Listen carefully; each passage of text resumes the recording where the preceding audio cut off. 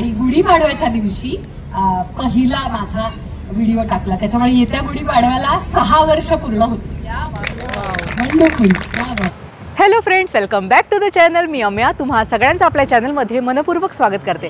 Friends, आज मी आलेली आहे फ्रेंड्स अँड फ्लीच्या या एक्झिबिशनमध्ये आणि आज इथे उर्मिला निंबाळकरचा आस्क मी एनिथिंग असा एक शोसुद्धा आहे.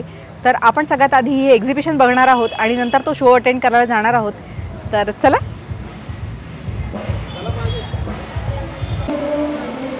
वाव, खूप सुंदर सुंदर कपडे आहे यार.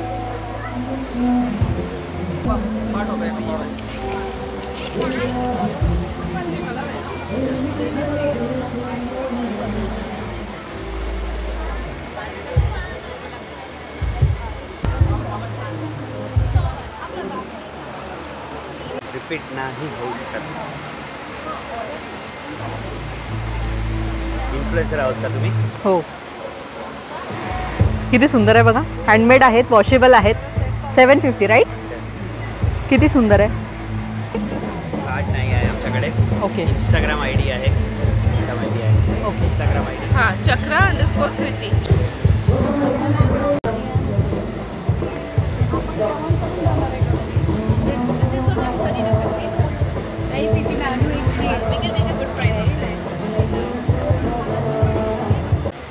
नाही.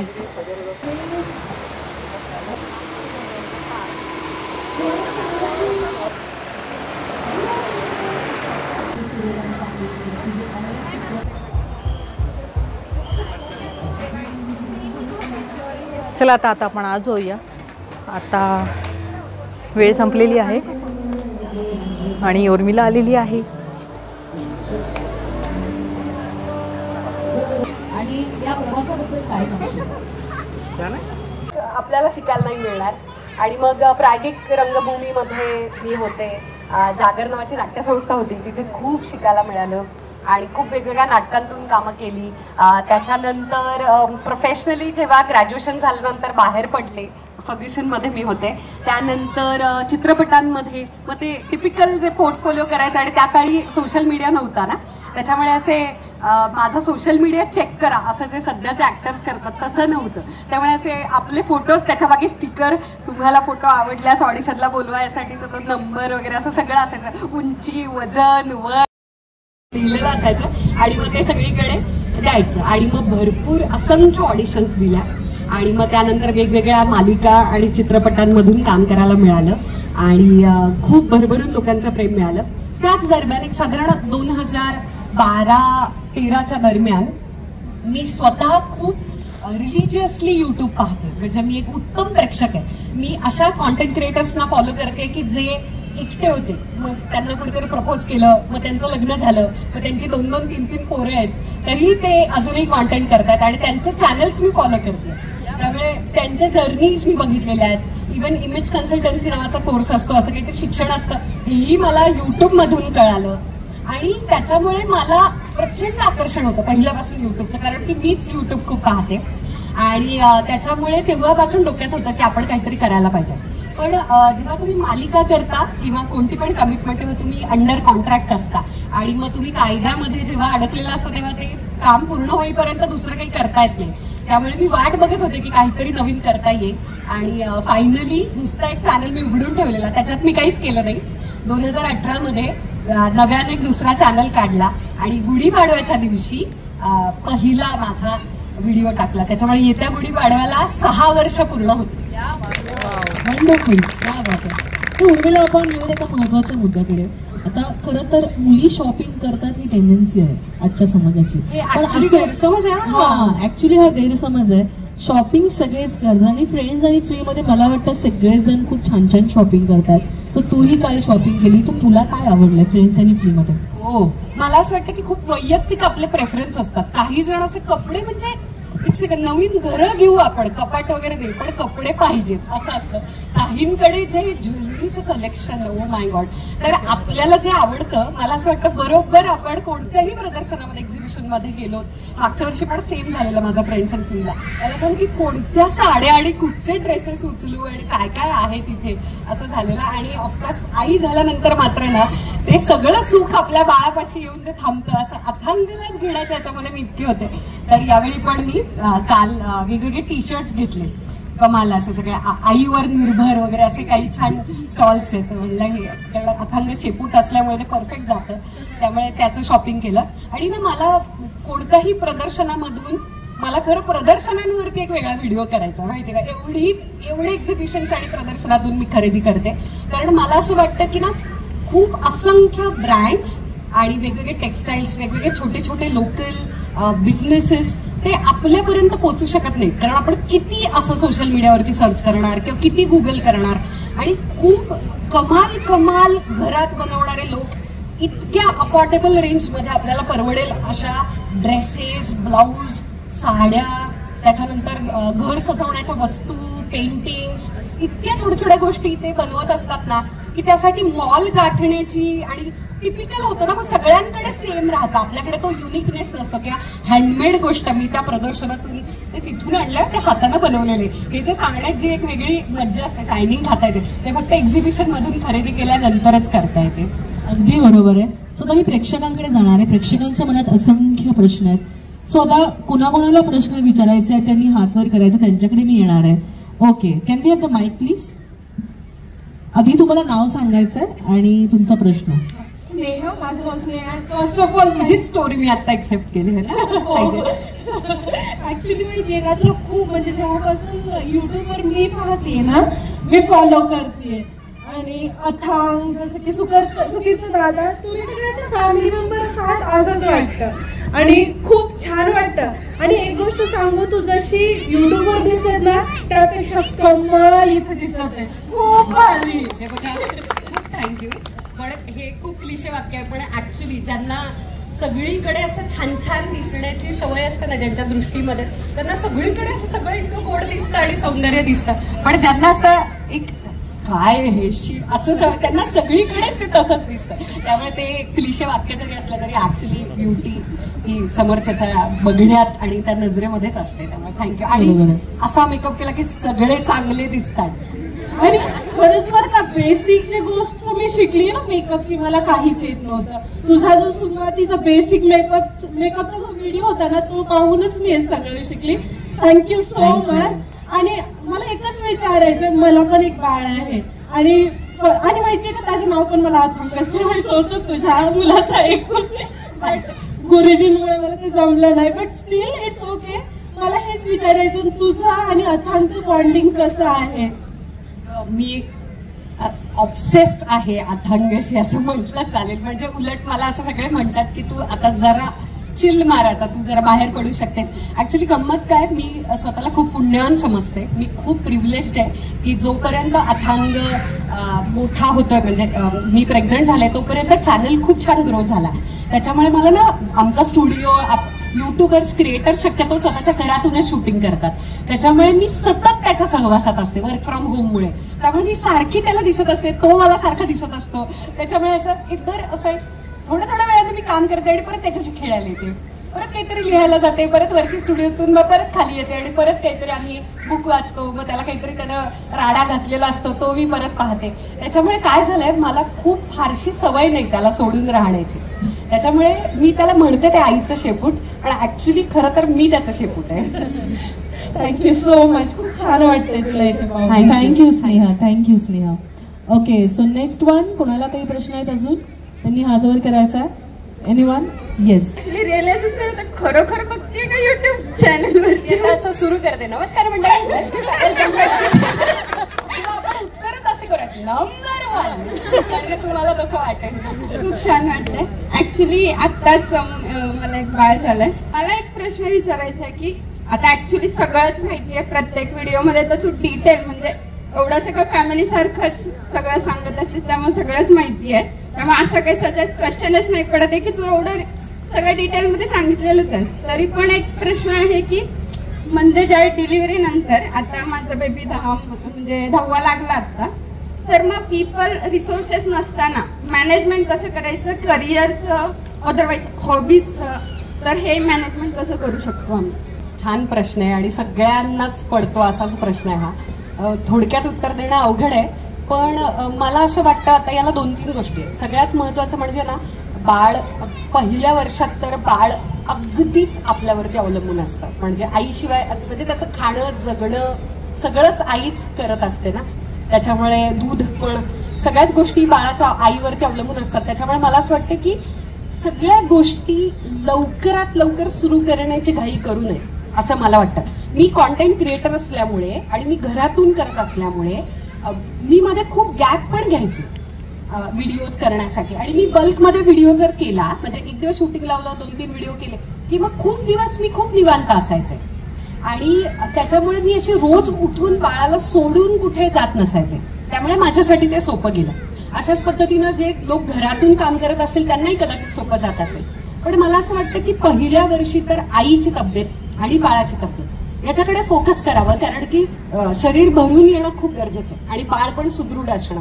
कारण काय होतं, आपण काम लगेच करू शकतो आणि हरकत पण नाही, आपण काही आजारी नसतो, पण ना त्यानं काय होतं की म्हणावं तसं आणि गिल्ट पण वाटायला लागतं. म्हणजे बाळाला जो सहवास अपेक्षित असतो तो तेवढा दिला जात नाही आणि आपल्याला पण प्रचंड विश्रांतीची गरज असते. म्हणजे झोपेच्या कर्जात होते मी तर. म्हणजे तुम्हाला माहितीये का, 2.5 वर्ष अथांग नीट झोपलेलं नाहीये. 2.5 मग तो आत्ता 2.5 आहे, तुमच्या लक्षात नाही. मागचे 2 आठवडे झालं अथांग सलग झोपायला लागलाय. म्हणजे मी अजून 1-2 आठवडे कंप्लीट झाले तर मी हत्तीवरून पेढे वाटणार आहे. कारण मी अशी सलग 7 तास झोपलेलं आठवत नाहीये मला. त्याच्यामुळे मी असे अजून होऊ दे, महिनाभर होऊ दे, मग न्यूज सांगूयात आपण या जगाला की. तर त्याची काही चूक नाही. काही बाळ 9व्या महिन्यात झोपायला लागतात, गाढ झोपतात, रात्री झोपतात, डायरेक्ट सकाळी वगैरे उठतात. आणि काही बाळ ही भरपूर वेळा उठतात, काही बाळ भरपूर खातात, काही बाळांना खाण्याची आवडच नसते.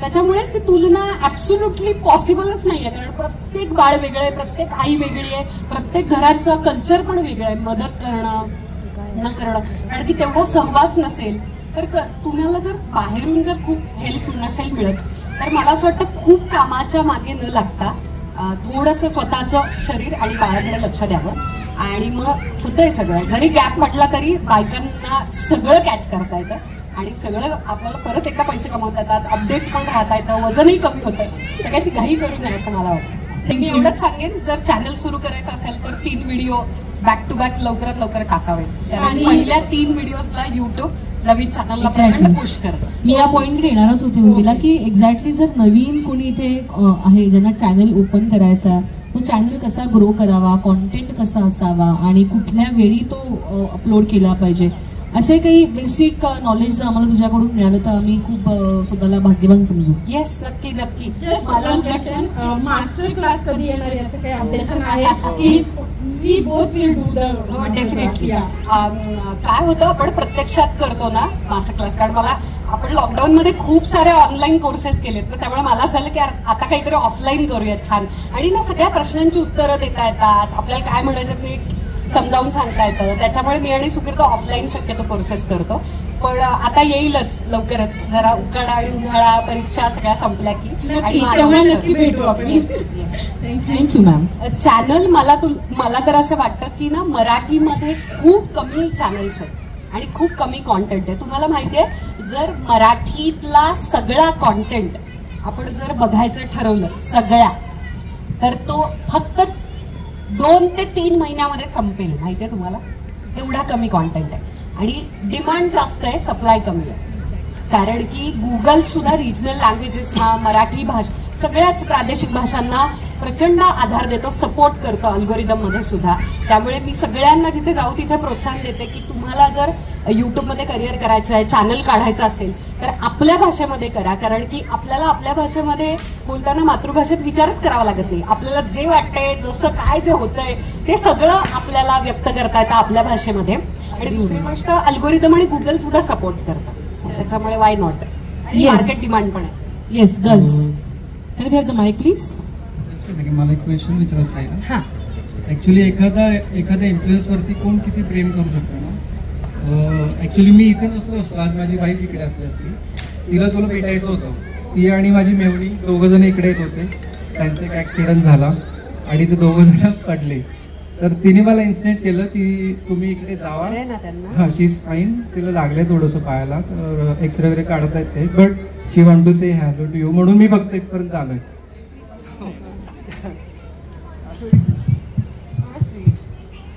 Hello hello. आता सगळ्यांना कळलंय की तुझ्या पायाला कुठे एक्झॅक्टली तुम्ही पडलेला, धडपडलेला आहात म्हणून, बरं का. काळजी घ्या. तिचा एक क्वेश्चन होता उर्मिलाताई, येस, की आता बरेच जण युट्यूब चॅनल ओपन करतात, थोडंसं महिने काम करतात त्याच्यावरती, आणि काही कारणाने ते कंटिन्यू करू शकत नाही, म्हणजे कन्सिस्टन्सी नाही ठेवत. तर त्यांच्यासाठी तुझा काय मेसेज असेल की आता लाईक 6 years तू हे सगळं करतेस, आणि मी पण साधारण 3 महिने मी आणि माझी मिसेस तुला फॉलो करतोय, तर तुझं कंटेंट, तुझं बोलायची स्टाईल सगळं आम्हाला खूप आवडतं, म्हणून ती पण आता इथपर्यंत येणार होती. तर काय मेसेज देशील की कन्सिस्टन्सी आणि तुमचं कंटेंट आजच्या डेटला कसं तुम्ही फॉलो करू शकता? खरं सांगू का, आता आपण कन्सिस्टन्सी बद्दल युट्यूबच्या बाबतीत खूप बोललं जातं, पण तुम्ही मला एक सांगा, कोणत्याही क्षेत्रामध्ये जर यशस्वी व्हायचं असेल, कोणत्याही, तरी कन्सिस्टन्सीच आहे ना. म्हणजे वेगळं काहीच आपण करत नाही.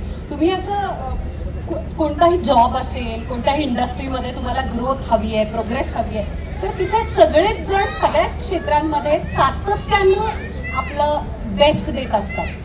तरच या स्पर्धेमध्ये आपण टिकून राहणार आहोत असं मला वाटतं.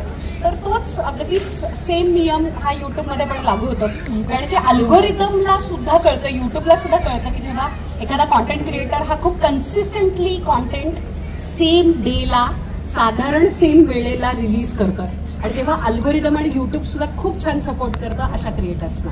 त्याच्यामुळे खूप क्लिशे वाक्य, कोणालाही असं विचारलं होतं की काय यश आहे युट्यूब चॅनल यशस्वी होण्याचं कोणत्याही क्रिएटरला, मीच असे नाही, तरी सुद्धा हे उत्तर येतच. कारण की खरोखरीच सातत्याला कारण टेक्निकल पण आहे अल्गोरिदमचं, सातत्याला कारण लोकांना पण सवय होते.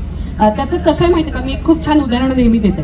तुमची एखादी मैत्रीण आहे किंवा मित्र आहे आणि त्याला सांगितलं की चल शुक्रवारी 6 वाजता त्या कॅफेमध्ये भेटूयात आपण, आणि तुम्ही गेलाच नाही, तर तो म्हणेल पुढच्या वेळी अरे मी येतो ना पुढच्या वेळी, तो म्हणेल गेला उडत, काय मी येत नसतं, मी तिथे बसलेलो, तू आला नाहीस, आता मी काही परत येणार नाही.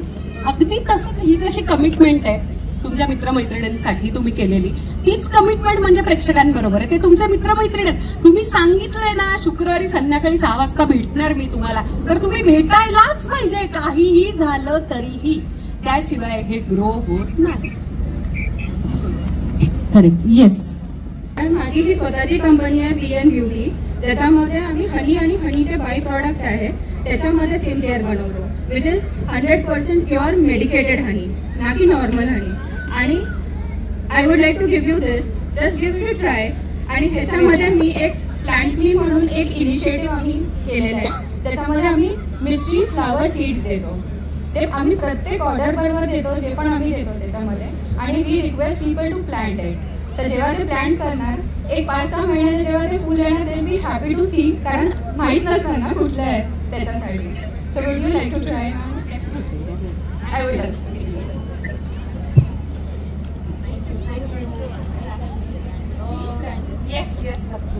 थँक्यू. आपल्याला कुठेतरी बाहेर जायचंय किंवा ऑफिसच्या रिलेटेड आज आपल्याला हे अपडेट किंवा काहीतरी असं करायचं, बऱ्याच गोष्टी आल्या त्याच्यामध्ये, तर मग प्लॅनिंग कसं करायचं? छान प्रश्न आहे. कारण की मी टाइम मॅनेजमेंटच्या बाबतीमध्ये खूप सारखं वाचत असते, आणि ते जास्तीत जास्त माझं पण बेटर होईल यासाठी प्रयत्न करत असते. कारण कलाकार या बाबतीमध्ये धन्यवादच असतात. त्यामुळे मी खूप बदलवलंय स्वतःला, खूप बदलवलंय. हे बघा, प्लॅनिंग शिवाय पर्यायच नाही, आणि स्पेशली गृहिणींना. आणि आई झाल्यानंतर तर म्हणजे विदाऊट प्लॅनिंग वर्कच होते, म्हणजे घरामध्ये असा बॉम्बलाच झाल्यासारखा पसारा पडेल, आणि काहीच वर्क म्हणजे कोणीच कुठेच वेळेत जाऊ शकणार नाही, आणि संपेलच विषय. त्याच्यामुळे ना प्लॅनिंग शिवाय तर पर्यायच नाहीये. ते ज्याचंच बेटर प्लॅनिंग, म्हणजे आठवड्याभरापासून सुरुवात करायला हरकत नाही असं मला वाटतं, अगदी महिन्याभराचं जरी नाही जमलं तरी. आणि काय काय गोष्टी घडणार आहेत साधारण आठवड्याभरात हे आपल्याला माहिती असतं. म्हणजे आपण कोणाला तरी भेटायला जाणार आहोत का, एखादा एक्स्ट्रा कार्यक्रम आहे का, आपल्या घरी कोणी येणार आहे का, किंवा येत्या शनिवार रविवार आपण काय प्लॅन करतोय, काय बाळांचे वॅक्सिनेशन्स असतील, ते घरामधलं कुठचं काम काढायचं, डागडुजीचं, किंवा काय इलेक्ट्रिशियन कसली कामं. तर मला असं वाटतं हे आपल्या पार्टनर बरोबर किंवा घरच्यांबरोबर बोलून वीकली प्लॅनिंग करायला अजिबातच हरकत नाही, कारण की मला त्याचा फायदा झाला. दुसरा मुद्दा माझ्या लक्षात आला की ज्या गोष्टी आपल्याला दिसतात तेवढ्याच फॉलो होतात, जे आपल्याला दिसत नाही ते आपल्या स्मरणातून निघून जातं. आणि आपण जे आपल्या मेंदूवरती उगाच विश्वास ठेवतो की राहील लक्षात, असं नसतं. म्हणजे तो आपल्याला कधी फसवेल हे कळत आहे. त्याच्यामुळे ना आता सगळ्यात कमाल गोष्ट ज्याला सेकंड ब्रेन असं म्हणतात ते म्हणजे आजकाल कमाल ऍप्स आहेत, डायऱ्या आहेत, तुम्ही लिहू शकता, प्लॅनर्स आलेले आहेत, बिग कॅलेंडर्स आहेत. सगळ्यात मला आवडतं म्हणजे आमचा हॉल आणि किचन मध्ये मोठाचा मोठा मी फळा लावून ठेवलेला आहे. कोणती पण सूचना म्हणजे आपल्याकडे काम करणाऱ्या मावशी असतील, ताई असेल किंवा आपल्या घरातली पण मंडळी असतील आणि त्यांना काहीतरी सांगायचं पण राहून गेलं, चक्क त्या फळ्यावर लिहून जायचं. हो, मी बऱ्याच व्हिडिओ मध्ये पाहिलेलं आहे की तो मेन्यूज पण लिहून सगळं लिहिलेलं आहे मी, कारण की कधी कधी भेटच होत नाही. तर अशा वेळेला म्हणजे अगदीच 5-6 पायऱ्या चढून मी स्टुडिओमध्ये जरी असले तरी मला माहितच नाही कधी कोणी येऊन गेलं. तर अशा वेळेला मला जर त्यांना काही कम्युनिकेट करायचं असेल तर तिथे लिहिलं तर अगदीच छान ना, आपल्याला सोय होते. तर थोडक्यात काय तर प्रदर्शनी भागामध्ये जिथे दिसेल आणि आपल्याला आठवण होईल मी सगळं लिहिते, माहितीये ना, सगळं लिहून काढते मी. त्याच्यामुळे मला प्रचंड फायदा होतो. मी माझं मॉर्निंग रुटीन पण लिहून ठेवलंय हॅबिट ट्रॅकरमध्ये.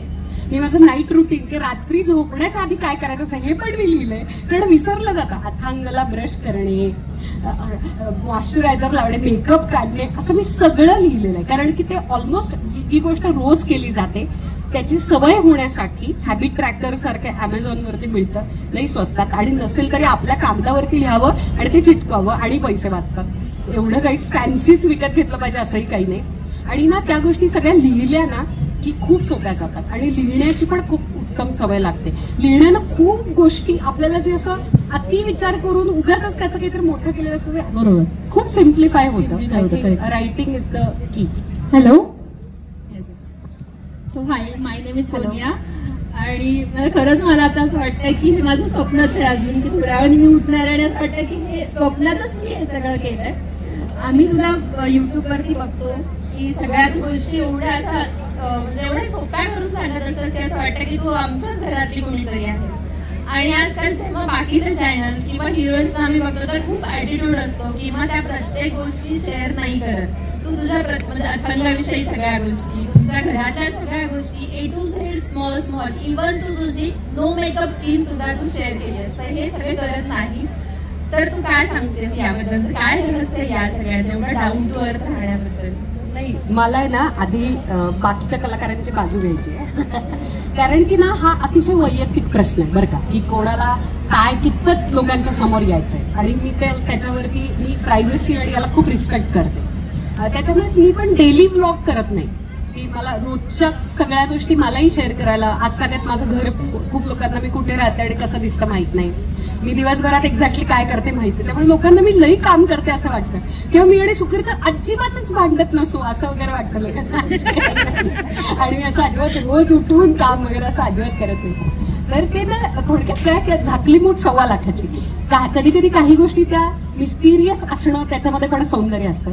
त्याच्यामुळे आणि दुसरी गोष्ट सिक्युरिटी रिझन साठी पण काय होतं, जेव्हा तुम्ही थोडेसे वेल नोन होता, लोकांना लोकप्रिय होता, तेव्हा लोकांना तुमच्या आयुष्यात इंटरेस्ट असतो, पण सगळेच हितचिंतक असतील असं नाही. आणि सगळे त्याच्यामुळे काय होतं की प्रत्येक जण उलट या बाबतीत मी असं म्हणत सावध तो सुखी. कुठल्याच इथे बसलेल्या मुलाला पण हे लागू होतं, खरं तर मुलींना पण आपलं करंट लोकेशन टाकायचं नाही. त्याच्यामुळे मी कुठून तरी निघून गेल्यानंतर मी तिथे होते असं टाकते. कधीच आपलं जिओग्राफिकल लोकेशन, आपला नंबर देणे, आपला पत्ता इंटरनेटवरती सांगणे असले प्रकार करायचे नाहीत, कारण हे भयानक धोक्याचं आहे, भयानक. इव्हन लोक आहेत त्या वेळेला गावाला मी गेलेलो आहे हे पण शेअर करतात, पण तुमच्या घराला जर कुलूप असेल आणि तुमच्या लक्षात येते का काय काय होऊ शकतं. आणि मी आता आणि IPS ऑफिसरची बहीण असल्यामुळे तर मला सगळ्या पॉसिबिलिटीज की काय काय होऊ शकतंय, किती डेंजरस आहेत. कारण काय सोशल मीडिया आपल्या जगण्याचा भाग झालाय आणि शेअर करावं असं वाटलं याच्यात काहीच गैर नाही. खूप छान गोष्ट आहे, मला पण किती व्यक्त करावं असं वाटतं खऱ्या आयुष्यात सुद्धा आणि सोशल मीडियावर सुद्धा मी बडबड करते, व्यक्त होते.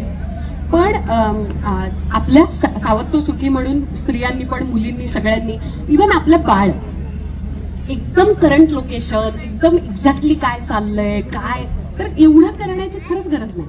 आणि आता डाऊन टू अर्थची तर मला असं वाटतं त्याचं सगळं श्रेय सद्गुरू वामनराव पैंना जातं. कधी कधी वयानं पण गोष्टी होतात की एका ठराविक वयानंतर आणि अनुभवांनंतर तुमच्या लक्षात येतं की आपण ते फार ग्रेट केलेलं नाही, आपल्याला खूप शिकायचं. जसं आपल्याला प्रत्येक वाढदिवसाला असं वाटतं ना, अरे आपण मागच्या वर्षी लईच गेले होतो की आपण जसजसे, उलट मला असं वाटतं मी जेवढा कॉन्टेंट करते, जेवढ्या नवीन लोकांना भेटते, जेवढी नवीन पुस्तकं वाचते, जेवढं वय पण वाढतं, सगळ्याच गोष्टी आई झाल्यानंतर तर अरे देवा खूपच जाणवतं की आपण खूप आपल्याला शिकायचं. आणि जगामध्ये ग्रेट लोक आहेत, कमाल पुस्तकं आहेत, सामाजिक कार्य करणारी माणसं आहेत, बिझनेसेस आणि आंतरप्रनर्स आहेत, कॉन्टेंट क्रिएटर्स किती मोठमोठे आहेत.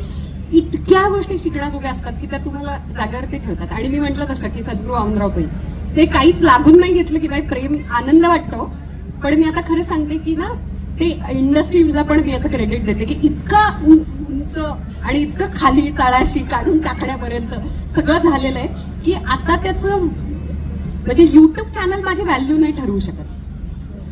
या लेवल पर्यंत मी आले आणि ही खूप सिक्युअर आणि खूप छान पोझिशन आहे. आणि ही प्रत्येक स्त्रीनं केली पाहिजे. मला असं वाटतं की एखादा जॉब, एखादं स्वप्न, एखादी गोष्ट पूर्ण नाही झाली तर आता मी वर्थलेसच आहे, आता माझी काही व्हॅल्यूच नाहीये, माझ्या जगण्यातच काही अर्थ नाही, असं काही नसतं. कारण मला तसं वाटायचं पूर्वी, हे सगळं वाटून झालेलं आहे. आणि मग माझ्या असं लक्षात आलं की माणसाकडे इतकं जगण्याजोगं आहे, इतकं ऑफर करण्याजोगं आहे या जगामध्ये, शिकण्याजोगं आहे की आपण म्हणजे फक्त बायको, आपण म्हणजे फक्त एम्प्लॉई, फक्त बिझनेसमन किंवा फक्त वडील, फक्त आई असं नाही होत. आपण खूप आहोत. आणि एखाद्या रोलमध्ये कधीतरी एखादी चूक झाली तर ते तेवढ्या कृतीपुरतं आहे, ते म्हणजे आपण नाही होत. म्हणजे आता संपलंच सगळं असं जे परमनंट वाटायला लागतं तर असं काही नसतंय, हेही कळायला लागतं. त्याच्यामुळे असे खूप कारण आहेत की ज्याच्यामुळे जमिनीवरती आहे. Thank you so much. आणि निंबाळकर फॅमिलीला खूप प्रेम. Thank you. So last question. Can we have the mic please? Last question.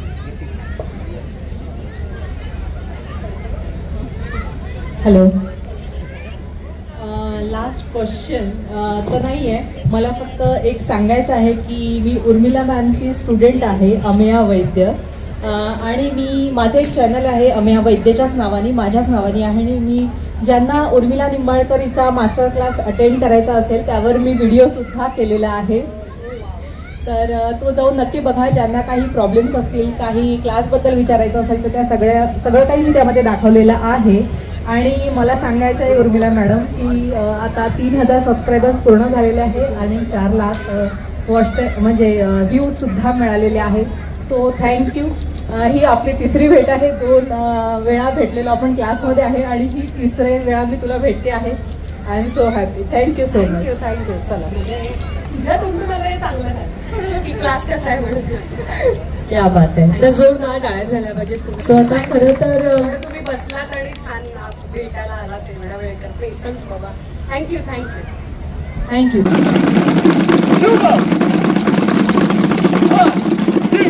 1, 2, 3, go and stop. Super. The first beat goes to Sigat Hamnari. 1, 2, 1, 1, 2. Everyone, bass, snap, bass, bass, snap, bass, snap, bass, bass, snap. Super. 1, 2, 1, 1, 2, hi. Super. Hi. 1, 2, 1, 1, 2, hey.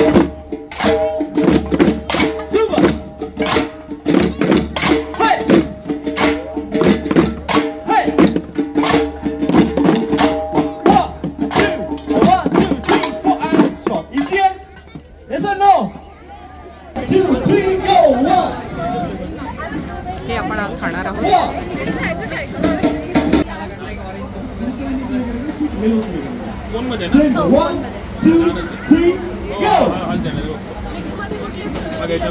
Mix मध्ये Belgian chocolate आणि blueberry mix केलेली.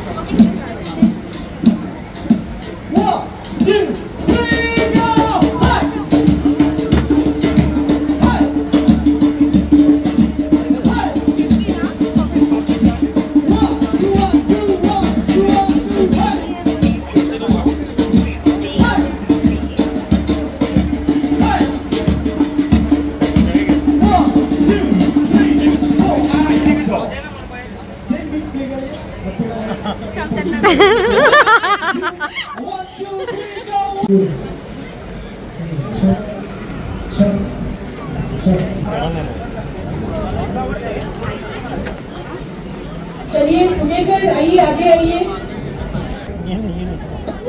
अब ये गाने का नाम नहीं बताऊंगा, ठीक है? रिजल्ट गिटार्स पे जैसे तक ट्यून बजाएगा गाना पता चल जाएगा। ड्रम्स थोड़ा फिर तो है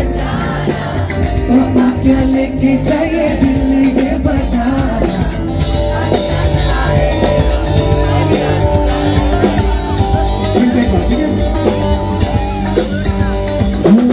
एक पल का जीना फिर तो है तोहफा क्या लेके जाइए दिल्ली ये बता। खाली हाथ बस प्यार के दो बीते बोल झिल गाएंगे तो हंस क्योंकि तुमने क्या तो है हंसाया है मेरे दिल को। मेरे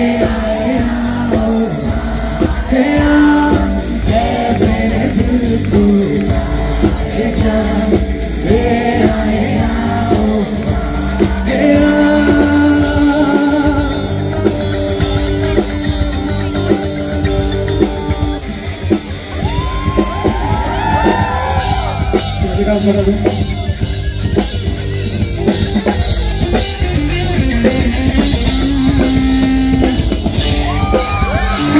Make some noise.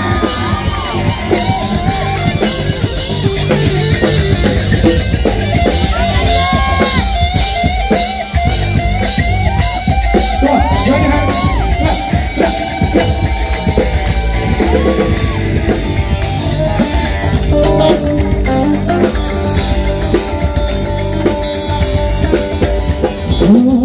आँखों में दिल भर का सपना भी है, कोई सपना भी है। हो दुनिया में मेरा कोई अपना भी है, कोई अपना भी है। चेहरा ऐसे जो दिल के पास है।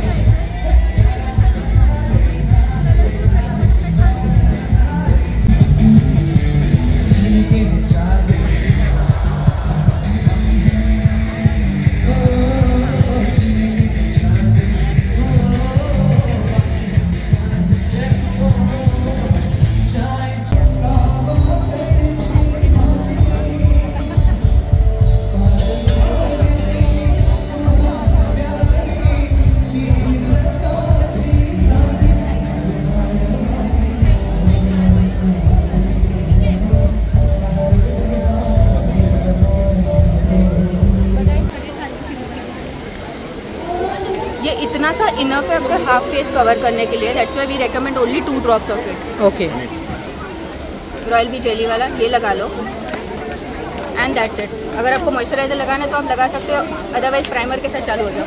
अच्छा,